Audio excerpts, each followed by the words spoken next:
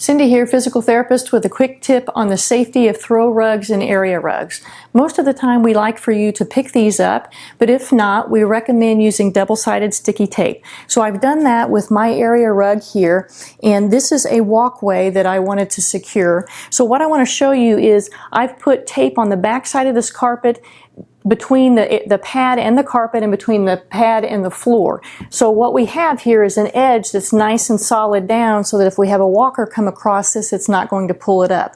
Now, this tape is very sticky. I wanted to show you having me pull it up. Now I started to pull it up a while ago and it's so sticky that it kind of separated my pad here. So what I would recommend is if you're going to take the carpet up, make sure you get underneath the pad. So what I'm going to do is come underneath the pad here and show you, because people tend to cringe a little bit when we ask them to put this double-sided sticky tape on their wooden floor. But what I want to show you is how well it adheres to the floor, but this tape has not left any residue on my floor.